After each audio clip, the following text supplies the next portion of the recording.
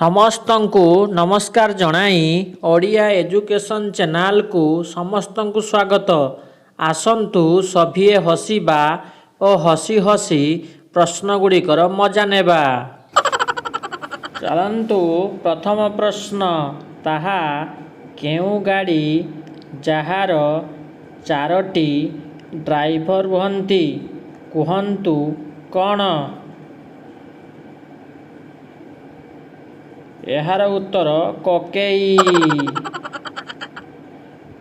ପ୍ରଶ୍ନ ନମ୍ବର 2, ତାହା କ'ଣ ଖାଇବାକୁ ଦେଲେ ବଞ୍ଚେ, ପିଇବାକୁ ଦେଲେ ମରେ?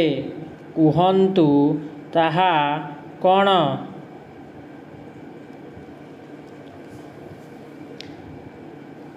ଏହାର ଉତ୍ତର ନିଆଁ। ପ୍ରଶ୍ନ ନମ୍ବର 3, କୁହନ୍ତୁ କ୍ଷୀରର ନାତି ଦହିର ତୁମେ ତାକୁ କଞ୍ଚାରେ ପିଅ, ତା ନାଁଟା କୁହ।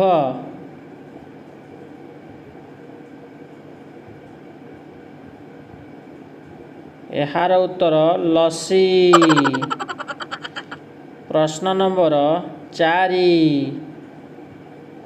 ଅନ୍ଧିରେ ସନ୍ଧି ନାହିଁ ପିଡ଼ୁଆ, ପଶିଲା କାହିଁ?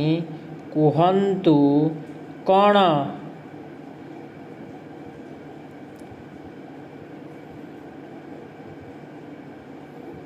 ଏହାର ଉତ୍ତର ମଣ୍ଡା ପିଠା।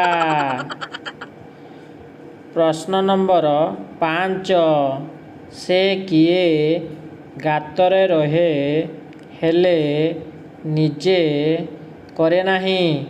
କୁହନ୍ତୁ ସେ କିଏ?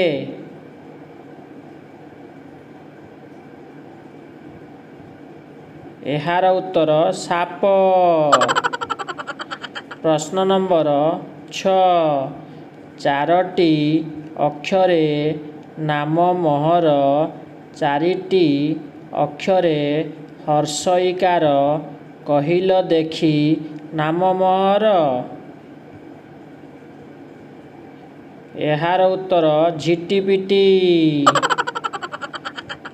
ପ୍ରଶ୍ନ ନମ୍ବର 7, ସେ କିଏ ପବନରେ ଚାଲେ ଘିରି ଘିରି, ପବନ ସରିଗଲେ ପଡ଼େ ମୁଁ ମାଟି କାମୁଡ଼ି?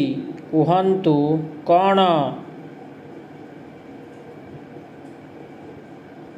ଏହାର ଉତ୍ତର ଗାଡ଼ି ଚକ।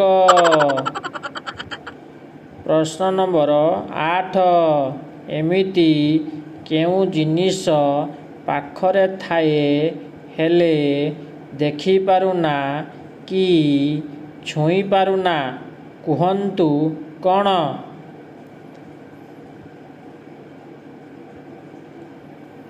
ଏହାର ଉତ୍ତର ପବନ। ପ୍ରଶ୍ନ ନମ୍ବର 9, ଆଖି ଭିତରେ ସବୁଠୁ ସାନ, କହିଲ ଦେଖି ତାର ନାମ? ଭାରି ମଜାଳିଆ ପ୍ରଶ୍ନଟିଏ, ଟିକିଏ ବୁଦ୍ଧି ଖର୍ଚ୍ଚ କରି ଉତ୍ତରଟି କୁହନ୍ତୁ।